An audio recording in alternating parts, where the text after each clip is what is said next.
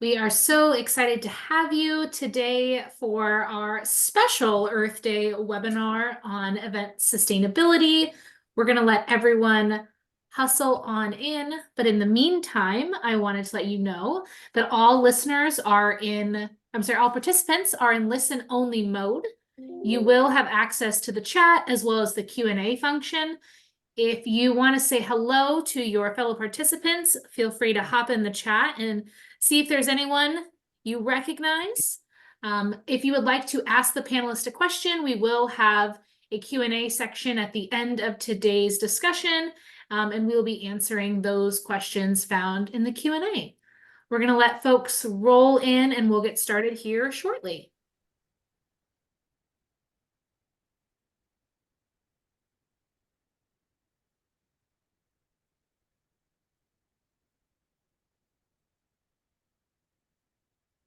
All right, it looks like we have a good number of participants. Again, welcome to Sustainable Events Unveiled, Navigating Practical Sustainability in the Live Event Space. We have a great discussion for you today. You are in listen-only mode, which means you will be able to participate in the chat or the Q&A. Later in the session, we will have a Q&A section with our panelists. All of those questions are going to come from the Q&A box, so please feel free to hop in there and ask your burning questions. But now I will turn it on over to our moderator, Jordan Kay. Hello, everyone. Welcome. If you want to drop in the chat your name, where you're from, what company you're with, and maybe just like your level of sustainability knowledge, I think it's a great way to sort of, kick this off. We have really awesome panel here today for Earth Day, kicking off sustainability. I know that there's sort of like a wide range of what knowledge is, expertise maybe, or just, interest levels. So we have a really great panel today. I'm going to sort of do a little round robin here of introductions.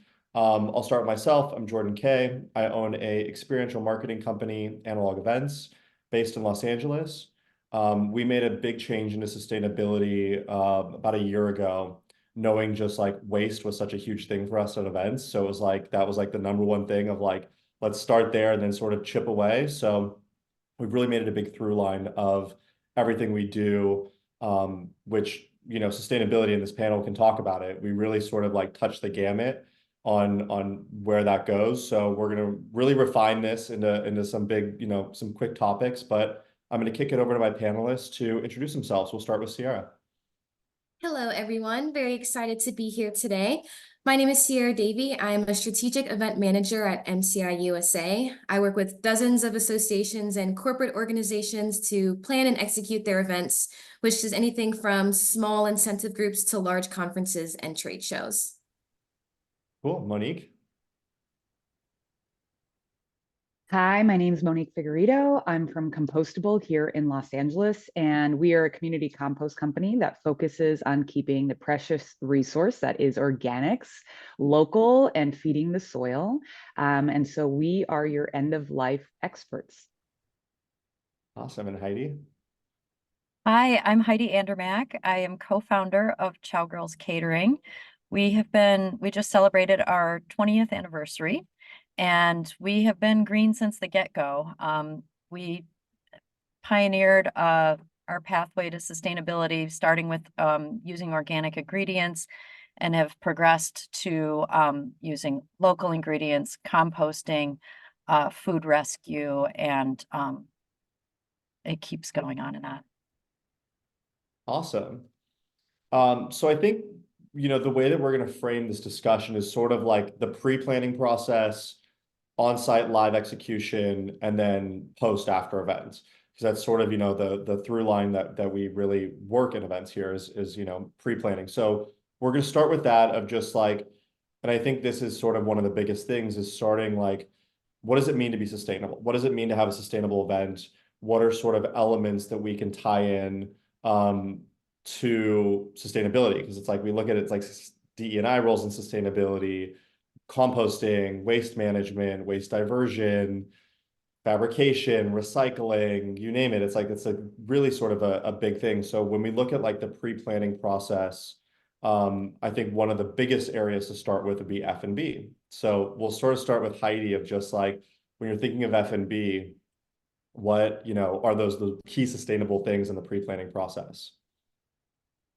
So one of our we focus on sourcing our ingredients from local farmers and producers. So that's before any event even starts.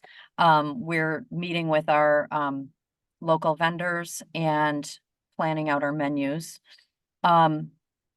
Also planning out seasonal offerings with catering, making sure that we're using the freshest ingredients, and by using seasonal ingredients, we're not importing strawberries from Peru and asparagus from Ecuador, and we're using things that are grown near, so that reduces the emissions on what we're using for our ingredients.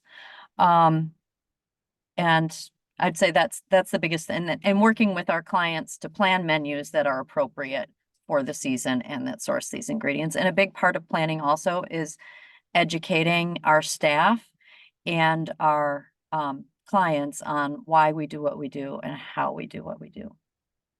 And if there was like one tip that you had for, let's say like the average person's a planner in this webinar, what's one question that they could ask you on the F&B side that would help, or ask their caterer if, the caterer doesn't focus on sustainability? Is there like a good question to ask?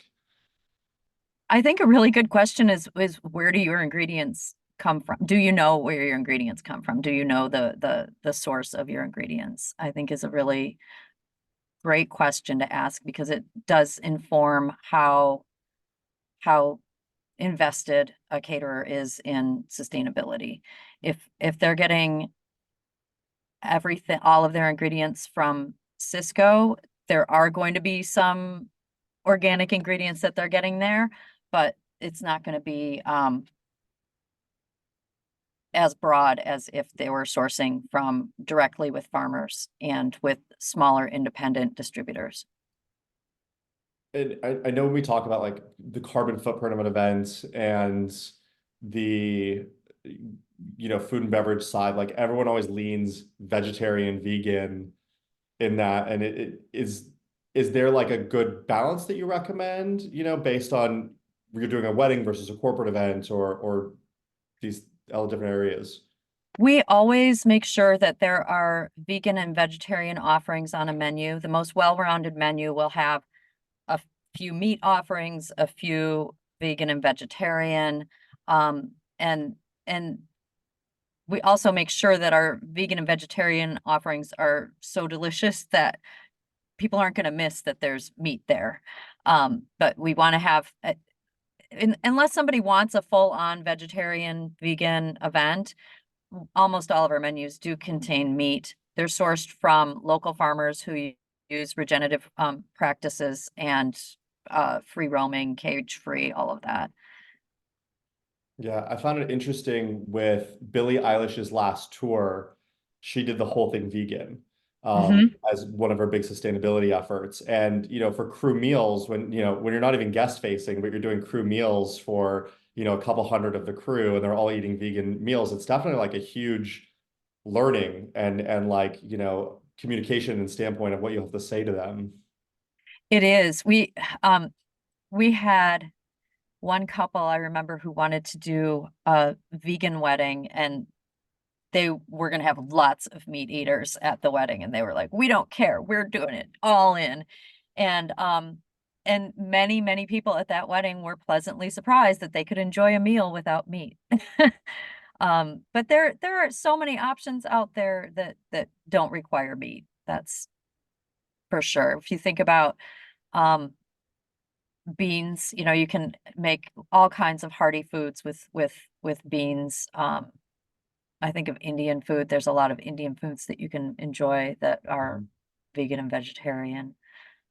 So yeah, we promote that. We don't push that, as we don't force people into that decision, but we do make sure that it's in pretty much every menu. Yeah, awesome. And then I know, Sierra, I'm going to kick it over to you just in terms of we've talked about food and beverage, now to get into sort of like the production sourcing side of working with swag and gift bags and those things of how do we, look at sustainability in terms of that? Yeah, I mean, as a planner, sustainability to me is really about minimizing that carbon footprint. And, as we're planning events and working as a liaison between all of the different vendors and touching everything from the registration process to all of the printing and everything that needs to be done, it's really about focusing on that reduce, reuse, and recycle. Just getting back to the very basic elements of sustainability. How can we reduce the amount of things that we're bringing in from outside of the venue? A lot of it starts at the very beginning of the planning process, when you're finding your location, when you're finding your venue. How remote is that location? How long does it take for your attendees to get there? Can they access that location by public transportation? There are so many different pieces that we can reduce that carbon footprint and try and reuse things that we've print on sites, and trying to find multiple ways to use all of the materials and to keep upcycling things. That's what I do a lot of, and trying to be sustainable across events where you need so many tangible items and so many different pieces to get the job done. Just trying to find a way to be more conscious about what we're using and be more intentional about how we're using it. Yeah, I think it's so important of just pre-planning the waste, right? Mhm. Of just like, how do you, if we're going to print something, maybe the date doesn't go on it, Exactly. especially in the corporate world of being able to continue that. Um, Monique and I have actually worked together a handful of times with Compostable here. And I think one of the unique things here is that we've been able to actually get some of our vendors and venues to help cover their services. So when we talk about recycling, when we talk about waste diversion, Monique, I'll let you sort of jump in here, but there's crafty ways where it doesn't just become a client, cost. Yeah, I think that's the hardest part about all of this is cost. How do we get over this big barrier? And anybody who's on here is going to encounter their own individual barriers, but I think cost is a real one, because the cost of so much that we buy right now, and I'm sure Heidi experiences this, is subsidized in different ways. And so when people see the real cost of something, they get a little shocked. And Jordan, I think you're the clever one that came up with this concept of, in a recent event, Jordan and Compostable partnered on, he was able to pass some of the costs on over to the vendor, the event space vendor, because they didn't even have recycling on site. And a lot of the rent that you're paying includes waste management. And so if they're not providing waste management, then maybe you can kind of negotiate on rent that you're paying for that space, because you have to bring in waste management services. And, aside from that, if you're purchasing dumpsters to throw items away, or oversourcing your materials, that's money that you can be smarter with. Maybe you purchase less food and rent less dumpsters in order to afford more sustainable production choices or composting services. Yeah, it's I think like one of the big things is just to ask the questions, right? Of just like we asked the questions to the venue and just said like, you don't offer this, do you want to cover the cost of it? And surprisingly they said yes. And it's sort of one of those things, it's like it doesn't hurt to ask. Right. Right. And then it gets them, I think asking questions is so important, because it clues them in that this is what people are looking for. So even if you don't have it right now, the more people that are asking this question, the more prepared they're going to be to answer it next round, next round, next round, and maybe have a solution in place. And I think this is sort of jumps us into, our next piece here of like on site, right? Like we're covering a lot here in 45 minutes, but we sort of have talked about the pre stuff, now getting on site. Ashley, I think we have some slides here to really sort of go through. We came up with like, what are our top 5 ways to integrate this? And I'm going to kick it to Sierra to sort of jump into this to start. Yeah, so I wanted to start with signage, because signage on site can be up to 60% of our event waste. And foam core signs specifically, they take up to 400 years until they are fully degraded. So there are a couple of different ways that we can kind of be more sustainable with our signage. The first one is, of course, looking for some more eco-friendly material, whether that's recycled paper or biodegradable paper. That's a great way to ensure that if you do need to print hundreds of signs, and I've worked for an event that had over 100 signs, those signs are not just taking up space and being thrown away and done with at the end of an event. The next step up from signage using eco-friendly material, I would say, is reusable signage. So I've worked with a lot of groups that have started to use pocket signs where they will have the event header, or if it's something, maybe an association logo at the top of the sign, and then a clear sleeve in the middle that you can keep switching out different texts, different directionals, whatever message it is that needs to be in that sign. You can reuse that same sign for multiple different purposes, locations, and reasons. The last piece of signage that I think is always a great alternative to be more sustainable is digital signage. Of course, that's usually more costly. If it's not something that your venue can provide, then it's definitely a great investment. And I use investment intentionally because it is something that you do have to put a significant amount of money towards, but you can reuse it year after year. You can update your graphics instantaneously if you need to switch something out. It's a great replacement to just regular printed paper signs. Awesome. And then Heidi, in terms Can of you food repeat and the beverage. question? Oh, sorry. In terms of food and beverage on site, when we're sort of like looking on site for, you know, food and beverage, we've picked the menu on site of just, you know, sort of like how are we communicating that to the guests? Yeah, so actually Monique said something that really resonated with our practices, which is we make sure to not overproduce the food that we're serving. I think that that's really important. In the past, we had an experience where we partnered with a caterer from out of state who it was for the Super Bowl, and they made their buffet had to be abundant until the last minute of the event. So they kept putting more and more food out there as people were leaving because they wanted this illusion of abundance. And at the end, there was all of this leftover food that was going to waste. So one thing that we do during an event to make sure that we're keeping food waste to a minimum is we don't overproduce. We pass a lot of things, but we also have buffets. And as the buffets start dwindling, we put things on smaller platters. We make sure to make use of decor to fill in. And then, you know, we just shift focus. Now we're moving on to desserts. And that, I think that illusion of abundance is something that can kind of go by the wayside a little bit.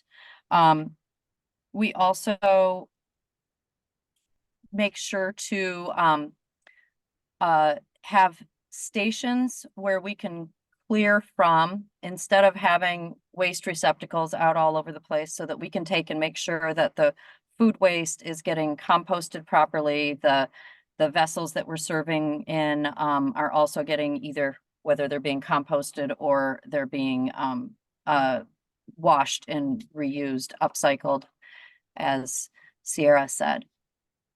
Awesome. I think this definitely goes into Monique's world of her team rules our back of houses in what they're able to do. And I'd love, you know, for you to just share a little bit of, you know, what does on site look like, just to sort of like walk through your process. Absolutely. So we're on point 3 of Sierra's beautiful list. And what I love about this list is it's showing how integrated each of these vendors are. You know, compostable cannot be effective in the back of the house if we don't have a really close relationship with catering. And we also can't be effective in the back of the house if our event planner didn't properly source materials that are truly compostable, truly reusable, or have a good end life. And so I think it's really important. I think the overall message here is don't do this alone. You can have partners throughout the whole process that are focusing on their one little area that they excel at. So for compostable, we focus on food waste recovery and also edible food recovery to donate to those experiencing hunger, but also we do floral recovery, and maybe they're going to brighten somebody else's day if we bring them to a nursing home. We're also doing plastic recovery. So I know compostables in our name, but waste affects everyone, not just food waste. And so we have all of our own partners. We have our plastic film partner, our food recovery partner, our food waste partner. These are all local people. And so we're not even doing it alone. And it would be impossible for you guys to have that entire network at your disposal because it took us 5 years to make this really reliable network of people that are truly doing the work, not just greenwashing. And so I think, like Jordan said, I'm running, well, not me personally, Kay and her team are running the back of the house. He doesn't even have to think about it or worry about it. He has sourced a partner he trusts, knows is doing the work, and then he's off doing his next thing. I think one of the great things that we've learned in this process, especially working with your team, was furniture rentals, right? Like we all get furniture rentals delivered, and how many times is it wrapped in plastic that just like goes away, and just requesting from vendors and being like, can you use moving blankets instead? Are there other reusable items? And it's like such a simple ask in that pre-vendor communication of just saying like, don't idle your truck when you're just standing there. That helps our carbon footprint of this, and just don't wrap everything in plastic. There's other ways to do this that are so much more environmentally friendly to not even have to then worry about the plastic recovery. Right. And the more you work with a vendor, like the first time you have to kind of onboard this furniture person who's like, when are you talking about? This is what we do, And then they're like, oh, I'm working with Jordan, the fabric thing. That's right. And they start getting into the habit. And then actually everybody kind of leaves happier. I see this all the time with catering staff, because catering, not only do they have food waste, they have all that plastic film wrapped around their trays. And so everybody tends to leave happier knowing less waste was created. And then they want to work with you again, because they have that warm feeling. And so simple switches, I mean, this is true for even the home life of like, oh yeah, I can catch my water while showering. It's just about doing it that first time and getting the habit and realizing it's not that hard. And then you start doing it more and more and start seeing your perspective shifts. And you're like, oh, I guess I don't have to do that, or I can do this instead. And so I think a key though of this is making sure there's enough lead time so you can source properly, so you can make sure your favorite vendor is available. This is especially hard for anybody who's doing production in regards to commercial shoots, where everything's like last minute and now.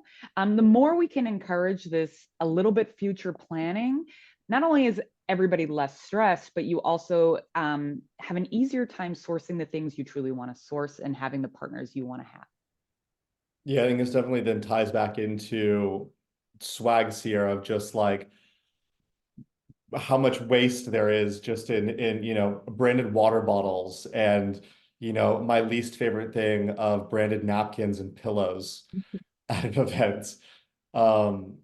Yeah. But would love your tips here on the swag and single-use items. Yeah, and it's hard because with swag, it's very easy to just, you've got a sponsor that's picked up a swag item, you can order a notebook, slap their logo on it, and boom, that deliverable is fulfilled.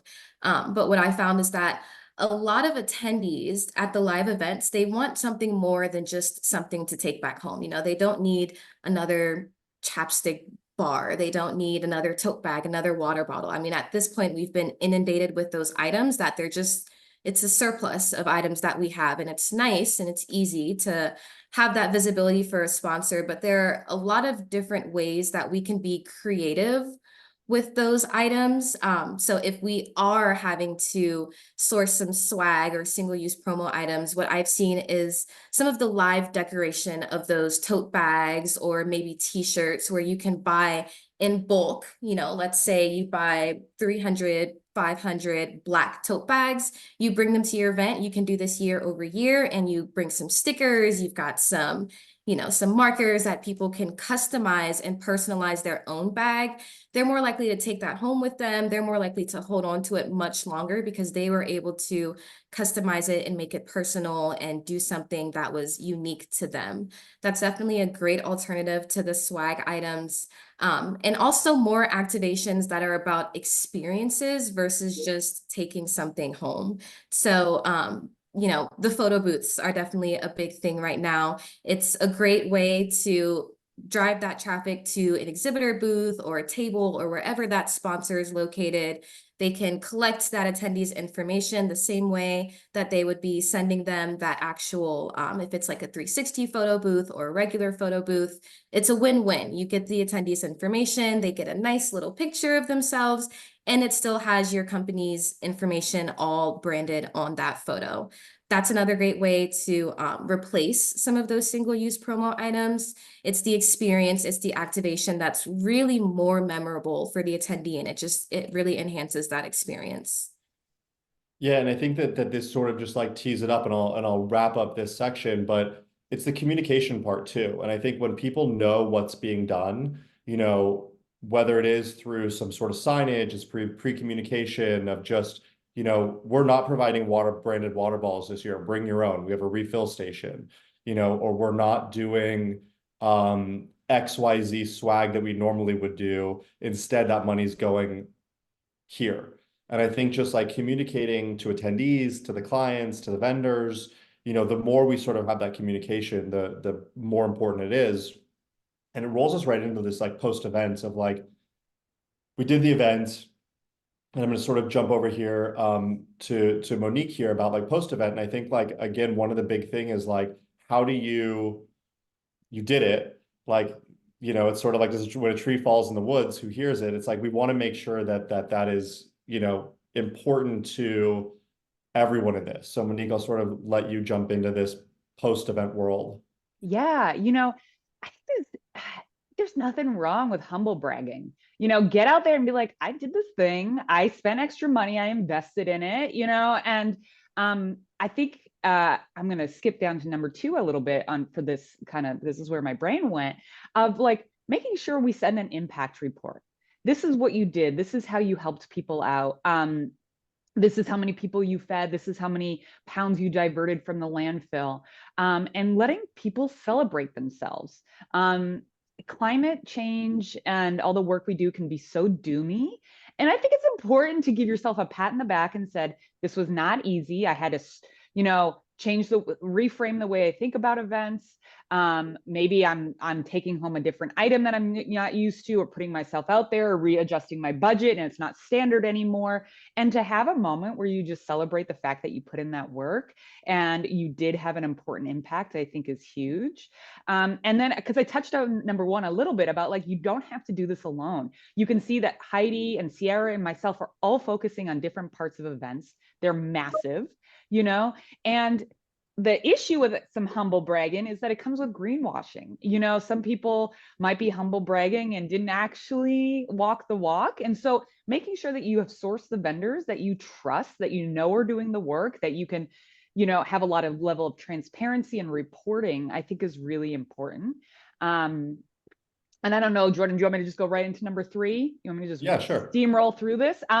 I think the last part that's important, and that Jordan has been so beautifully receptive of, is like, where did we not hit the mark? Like Heidi said, she's not forcing anybody to be vegan and vegetarian, even though there's a lot of research done that that's really the more sustainable choices. It's hard to force someone into a certain sustainability practice that you really prioritize. If we're going to hit these barriers about maybe finances or ways of thinking, we really have to be adaptable with the person that we're working with. But at the end, I think it's important to say, like, if we had made this choice and this choice, we could have diverted even more. We could have had a more impact, and let it sit, let it resonate with someone for the next event. So not letting perfect get in the way of progress, not being so rigid that you isolate people and alienate people from the sustainability practice, but also providing that constructive feedback so they can continue to grow and improve their events time after time. Yeah, I think definitely the vendors in place is huge, of just knowing like after the event, where am I recycling this? You know, can I Right. donate this to, our company does a lot of fabrication. We do a lot of like custom builds of stuff. We do a lot of furniture buys instead of some rental stuff. And Mhm. it gets used once for a couple hours. It's in perfect condition. We'll donate it to Habitat for Humanity. And Right. so like the local habitat will like come up, and then it's gonna like live in someone's home, and from everything from like chairs we've done to tables to you name it, like there's definitely such like a great extension of life of where products can go. And I Um, kind of love this little bit of Robin Hood-esque mentality of like, we're a little bit taken from the rich and giving to the poor here. You know what I mean? It's like, why not?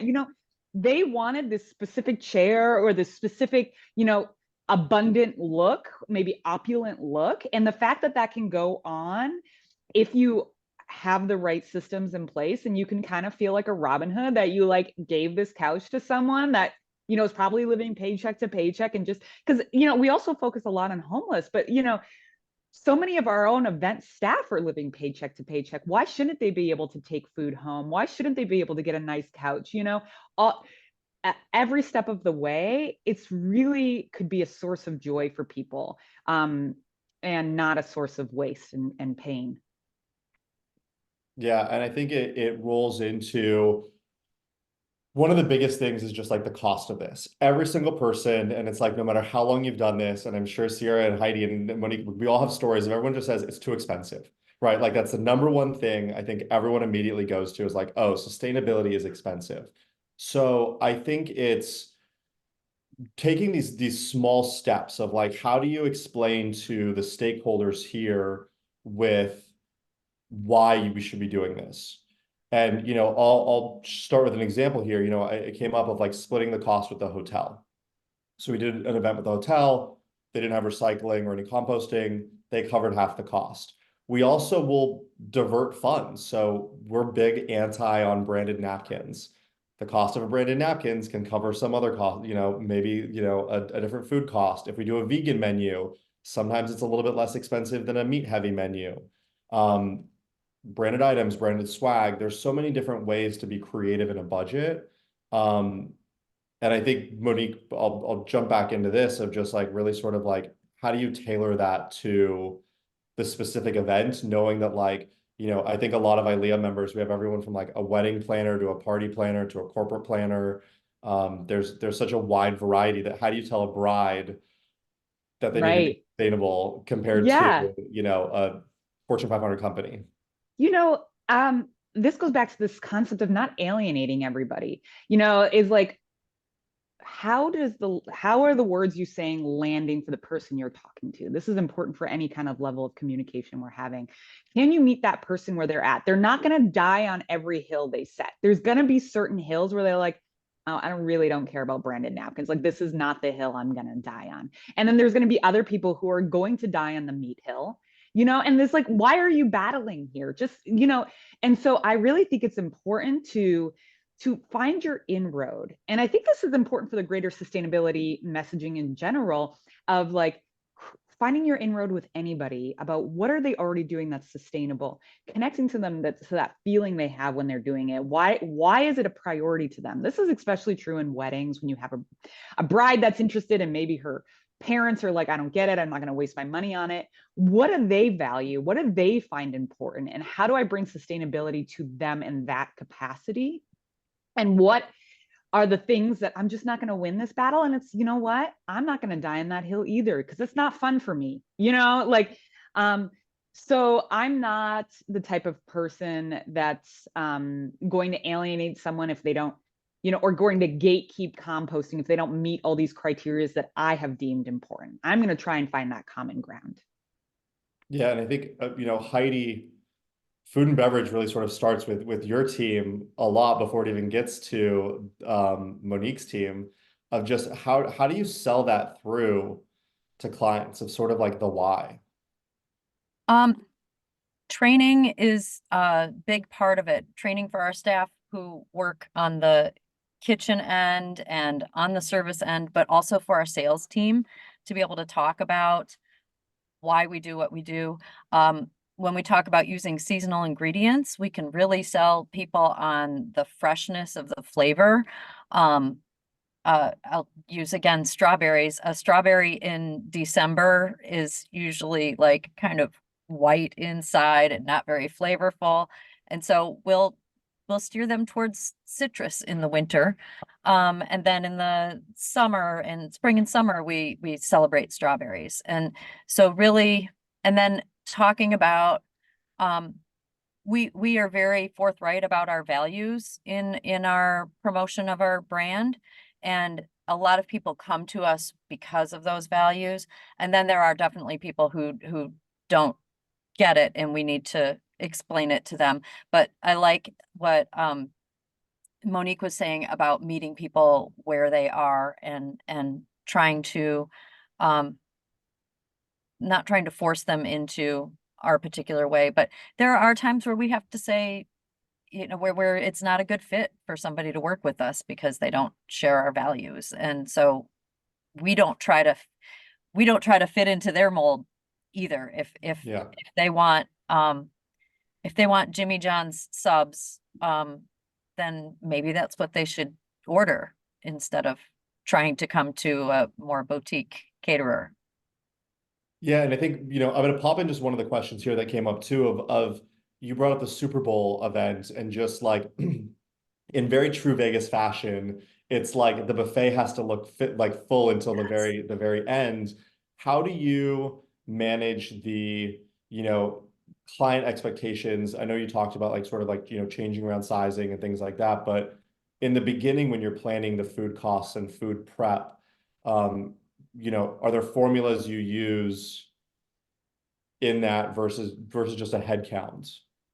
Yeah, we definitely have, we depending on the menu items, we will sell more of particular menu items and fewer of other ones.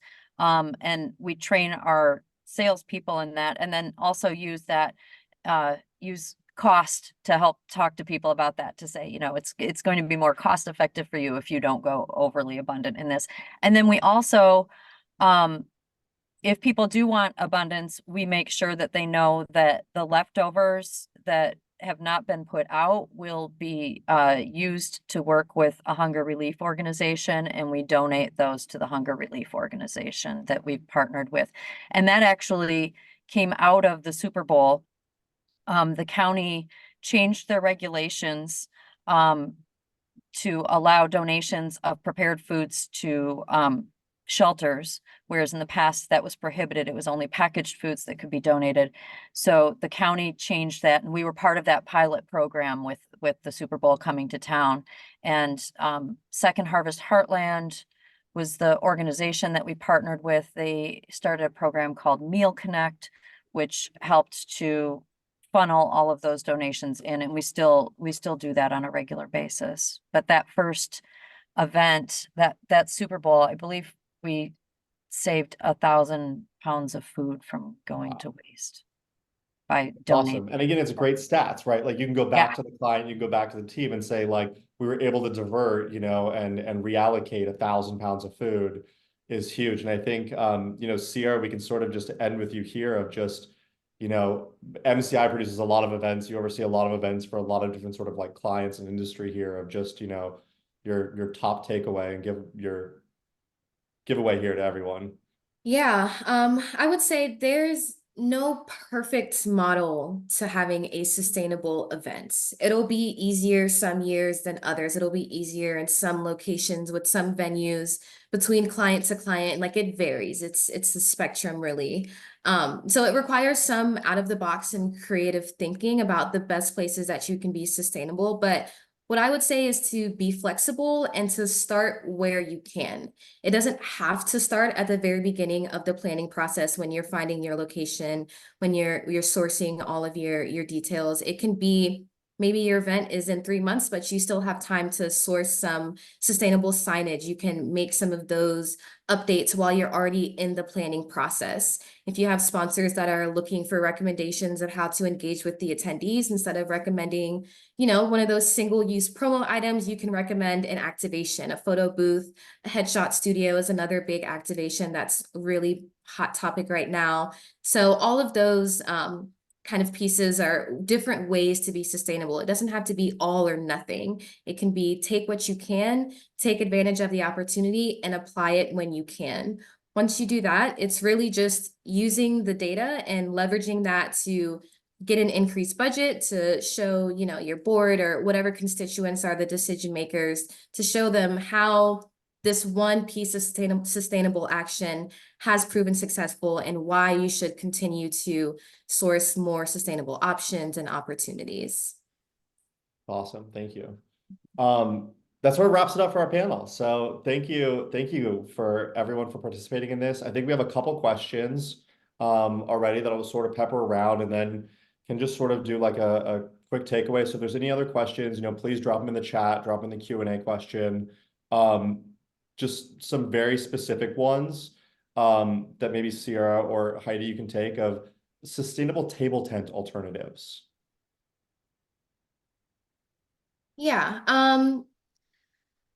digital signage is one. And when I say digital signage, initially I think of kind of like LED screens or TV monitors, things like that, but you can also use any digital technology that you have. So whatever information that you're trying to get across, if you're thanking your sponsors, if you're providing the Wi-Fi information, that can be something that's integrated on a website, can be integrated on the mobile app, it can be sent out via email through the Know Before You Go. There's a lot of information that we provide, and I know table tents are really great for that exposure when you're on site and when you are physically there. But being able to give that same information and visibility pre and post event, I think is more valuable for the sponsor when they've got all three places of visibility. That's great. Monique, what is one thing that this is a question I'm making up here. What's one thing that's unexpected that people should be recycling or composting? One thing that's unexpected that people should be recycling or composting? Well, the one thing that we encounter the most is dessert, I will say. Holy goodness, order less dessert, because man, that is like, if you're a wedding planner, there is so much dessert at the end.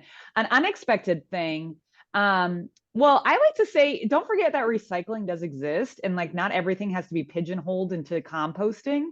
Sometimes we're like, I sourced everything compostable, and I'm like, that's like Clorox wipes aren't great for the compost pile. Like, reusables are best. Recycling still exists. I don't know though. You stumped me on this one. One unexpected thing. Toothpicks. This is the most random thing, but like people buy these toothpicks with a little plastic thing on top, and I'm like, please stop. You're killing me. You're killing me inside. And like, that's where my eye goes. I'm like, stop buying these stupid toothpicks with a little plastic, tiny microplastics on top. Don't do it.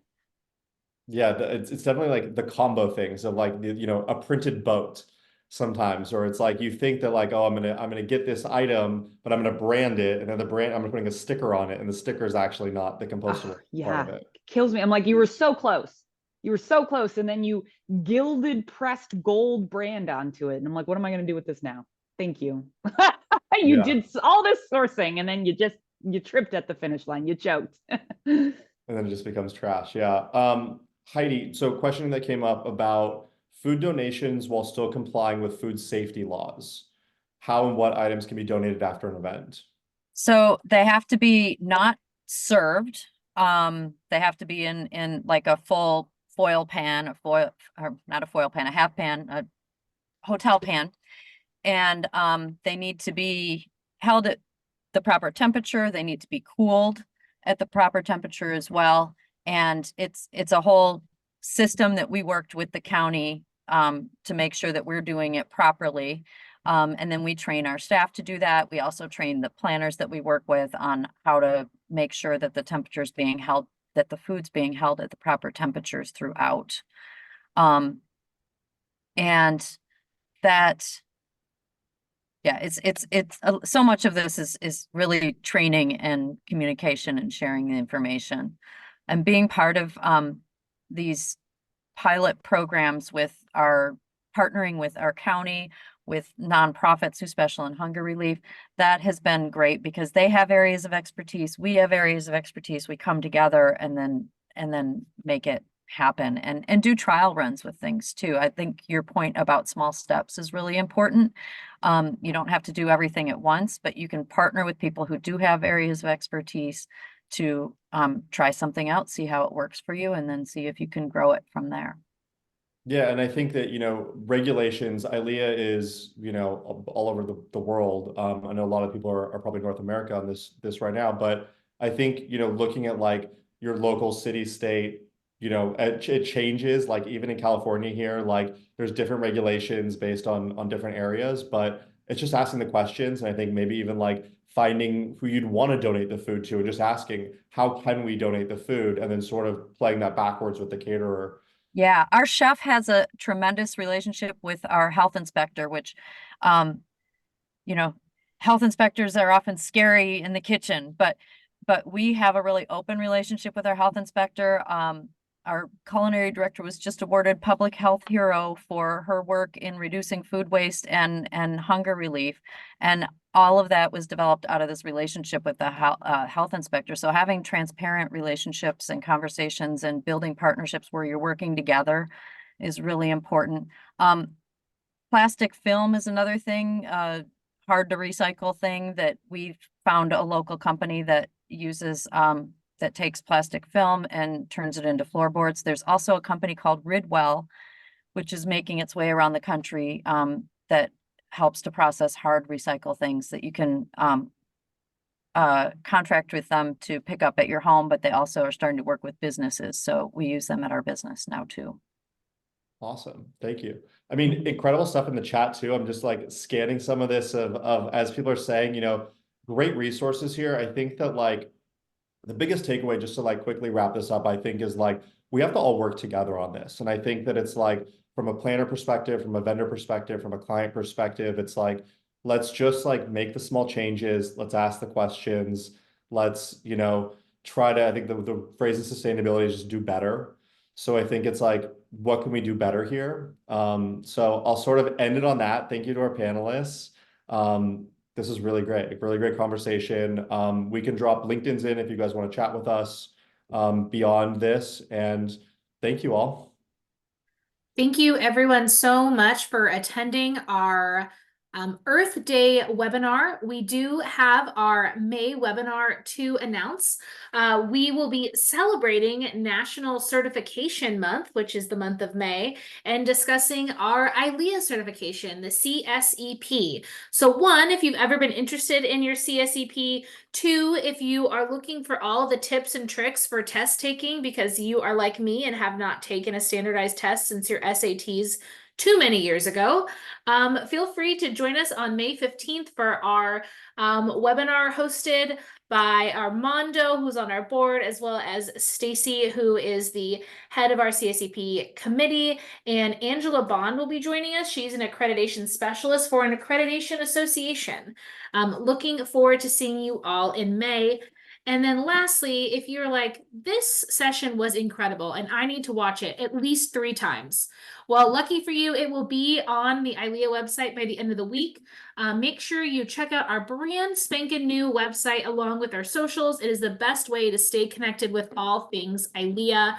Again, thank you so much to our esteemed panel, along with the 100 or so of you who joined us to talk about taking care of our planet and serving our clients well. So looking forward to seeing you all for our May webinar, and have a wonderful day. Goodbye, everyone.